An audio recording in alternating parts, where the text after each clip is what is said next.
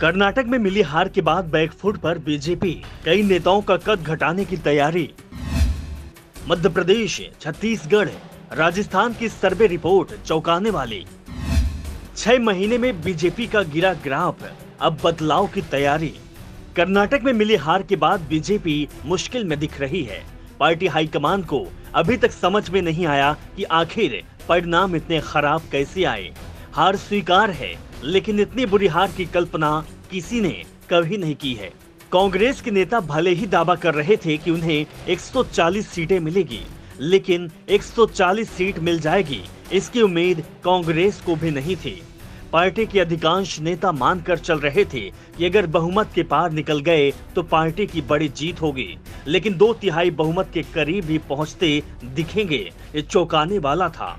इसके बाद बीजेपी की चिंता उन राज्यों ने बढ़ा दी जहां 4 महीने बाद ही विधानसभा चुनाव होने हैं। मध्य प्रदेश, राजस्थान और छत्तीसगढ़ में हो रहे हाल के सर्वे रिपोर्ट आई, उसने बीजेपी को पूरी तरह से बैकफुट पर पहुंचा दिया, क्योंकि तीनों ही राज्यों में कांग्रेस को बढ़त मिलते बताई जा रही है। यानी इस साल की आखिरी में जिन 5 राज्यों में विधानसभा चुनाव होने हैं, उन 5 में ही बीजेपी का हाथ खाली दिखाई दे रहा है।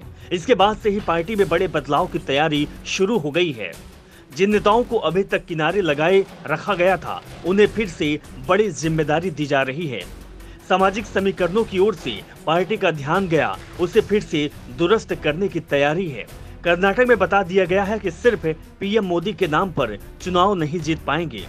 चुनाव में जीत के लिए स्थानीय समीकरण और मजबूत स्थानीय नेतृत्व की जरूरत होगी।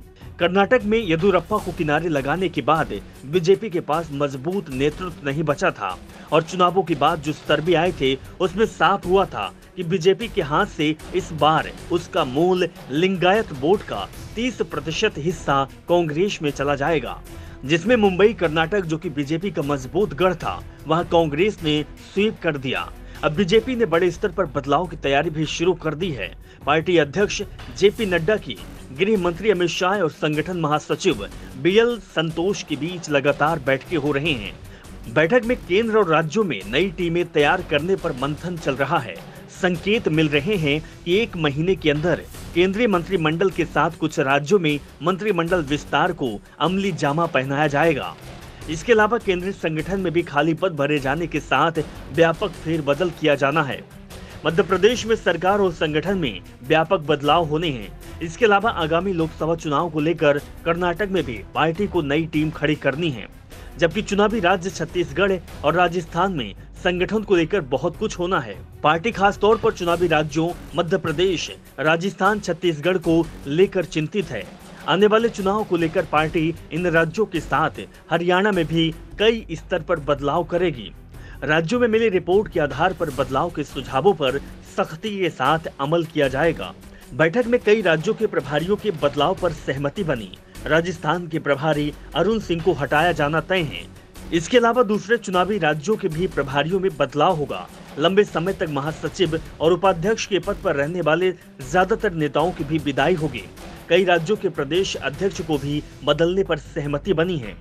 संगठन के साथ ही अब कोशिश एनडीए में नए लोगों को जोड़ने की भी चल रही है। तेलुगु देशम पार्टी और राष्ट्रीय लोक जनता दल, सुहेल देव भारतीय समाज पार्टी में सहमति बन गई है। अकाली दल, विकासशील इंसान पार्टी, राष्ट्रीय लोकतांत्रिक पार्टी से बातचीत की प्रक्रिया जारी है।